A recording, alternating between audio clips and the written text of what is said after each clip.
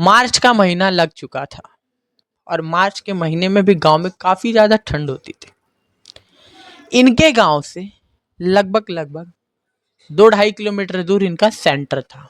जैसे जैसे उस जंगल के पास पहुंचते हैं वैसे वैसे इनकी हार्ट बीट बढ़ने लगती है। घना अंधेरा कोहरा घेरा हुआ था। सिर्फ साइकिल की लाइट करीब करीब 5 से 6 फुट की दूरी तक जा रही थी। दोनों चल देते हैं। उस जंगल का जो मेन चीज है एक जामुन का पेड़ है। जिस डाली को उसने चुना था वो डाली कमजोर थी और उस जामुन के पेड़ से गिर के मर गया।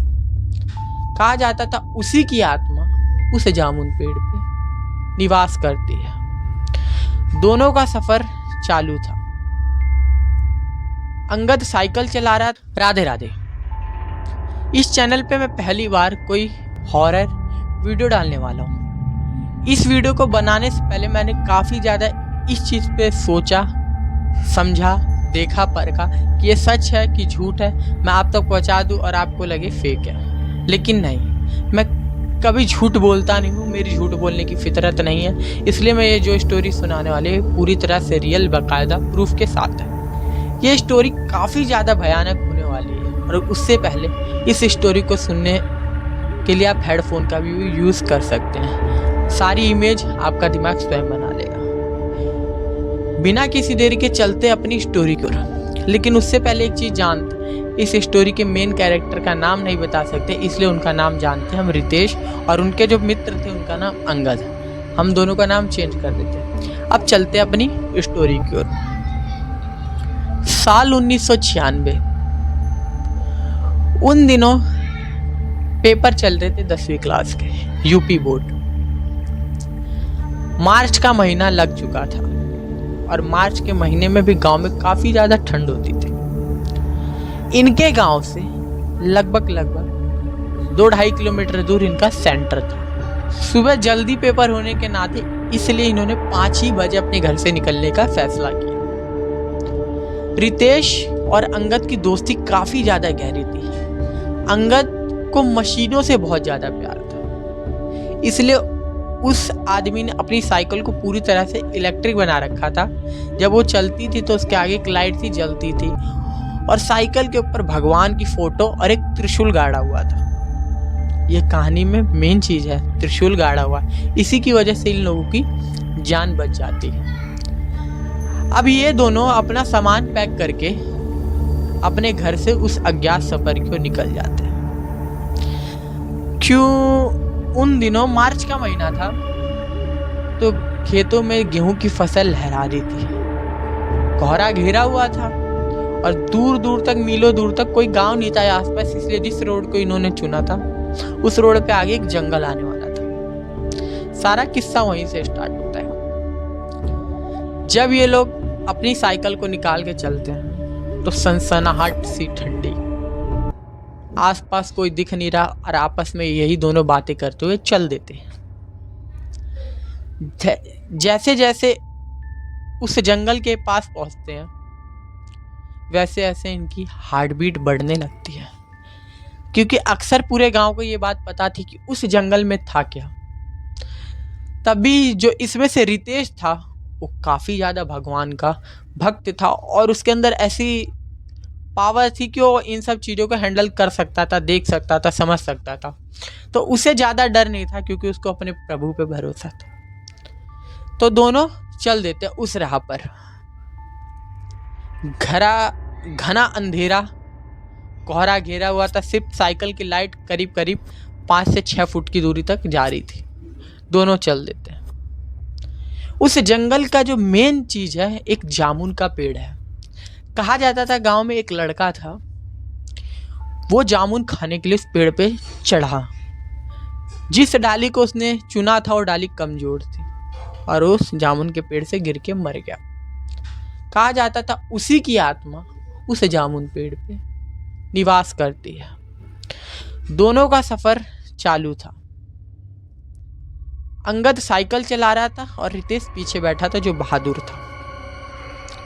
दोनों जब उस पेड़ के पास से निकलते हैं, क्योंकि वो पेड़ रोड के ही किनारे था, जब दोनों उस पेड़ के किनारे पास से जाते हैं तो देखते कि उसी पेड़ के नीचे कोई बैठा हुआ था, और उसके बैठने का तरीका भी कोई साधारण नहीं, जैसे कोई पहलवान पहलवानी कर रहा हो, बड़ी बड़ी भयानक आवाजें, चिल्लाने की। अंगद पीछे आ जाता है, रितेश आगे पहुंच जाता है, क्योंकि अंगद को बहुत ज्यादा डर लग रहा था। नाम से वो अंगद था, लेकिन डर उसके अंदर बहुत ज्यादा था।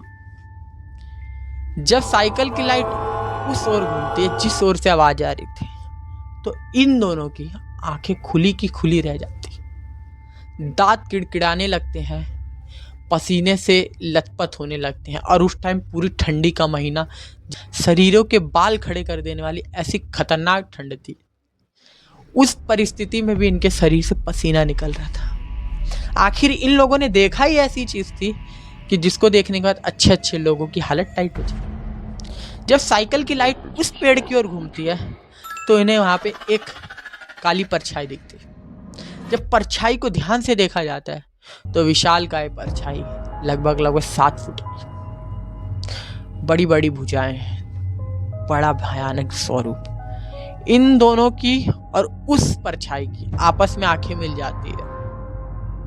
परछाई के हंसने की आवाज आती है भयानक रूप में। अंगद बेहोश हो चुका था उस टाइम, अपनी होश में नहीं था। लेकिन मैंने एक बात कही थी आपको वीडियो के स्टार्ट में कि इस बंदे ने अपनी साइकिल पे एक त्रिशूल गाड़ा हुआ था, जिस कारण वो काली परछाई इन तक नहीं पहुंच रही थी। लेकिन इन दोनों का जो फासला था वो लगभग 20 मीटर का था। आपस में ये दोनों अच्छे से देख रहे थे। वहां से एक आवाज आती है कि आ जा तो गए, लेकिन यहां से जा नहीं पाओगे। हंसते हुए कहता है ये बात। इन दोनों की सांसें थम जाती है इस बात को सुनने। लेकिन मैंने कहा था रितेश भगवान का भक्त है, उसके अंदर इतनी सामर्थ्य कि वो इन सब चीजों से लड़ सके। रितेश का जवाब जाता है, मैं भी देखता हूं कैसे तू हमको मारेगा। परछाई कहती है कि दम है तो आना लड़। ये उसका फुसलाने का एक तरीका था कि ताकि वो त्रिशूल से दूर हो जाए और उसके चपेट में आ जाए। मैंने कहा था रितेश बहुत ज्यादा पावरफुल इंसान है। इसने अपने दोस्त को साइकिल पे बैठाया और साइकिल की पैडल को धीरे धीरे मारता हुआ चला, और 20 मीटर दूर वो परछाई भी इनके साथ चलती। परछाई कहती है कि आज तेरा बचना मुश्किल है, क्योंकि तूने गलत एरिया में आ गया है। यहां से अब तक जितने आए हैं सीधा भगवान को ही प्यारे हुए हैं।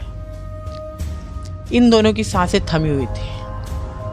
रितेश मनी मन में हनुमान चालीसा का पाठ कर रहा था और साइकिल के पैडल को मारे जा रहा था, और बगल में उनके साथ वो परछाई चल रही थी।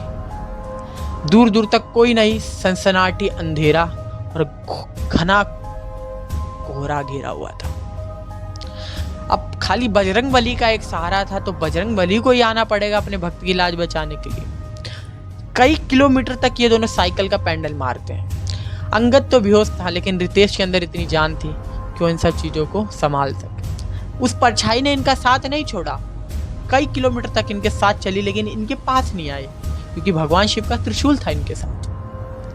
ये लोग चलते गए चलते गए चलते गए। आपने एक चीज देखी होगी कि गांव में दूर दूर रोडों पे अक्सर भगवान के छोटे छोटे मंदिर बने रहते हैं। ठीक वही हुआ। एक पुल के पास हनुमान जी का एक पेड़ के नीचे छोटा मंदिर था। प्रभु की कृपा ऐसी हुई कि ये दोनों वहीं पे पहुंच गए राह पे। आत्मा हंसते हुए कहती है कि आज तो तुम बच गए, लेकिन अगली बार ये ध्यान रखना, छोड़ूंगा नहीं। ये कह के वो लौट जाती है। थोड़ी देर बाद अंगद रितेश को थोड़ा सा सहारा मिलता है प्रभु का। अंगद को होश आता है। उसके 1 घंटे बाद तक वो वहीं बैठे रहते हैं बजरंग बली के पास, ताकि जब तक सुबह ना हो जाए, पूरी तरह से रोशनी ना आ जाए, सूरज की जाए ना। जब सूरज की रोशनी होती है तो अंगद और रितेश दोनों ही बेहोश हो जाते हैं, और उन दोनों का उस दिन पेपर कैंसिल हो जाता है। और जब गांव के लोग पहुंचते इनको उठाते हैं, ले जाते हैं घर पे इनके, क्योंकि जो अंगद के जो दोस्त थे रितेश, उनके पिताजी काफ़ी पहुंचे हुए इंसान थे। तो उनके पिताजी के पास उनको लेके गया। 1 हफ्ते तक पंडितों ने झाड़ा फूका, भगवान की पूजा वंदना की, तब जाके वो कहीं ठीक हुए। 1 हफ्ते तक काफ़ी ज़्यादा बुखार था। ये घना जंगल आज के टाइम तो कट चुका है, लेकिन मैं दावे के साथ कह सकता हूँ कि उस गांव का एक भी बंदा दोपहर के टाइम या अकेला बंदा वहां से दिन में रात कभी किसी भी टाइम निकल नहीं सकता, कि उन्हें पता है कि वो उनके साथ क्या करेगा।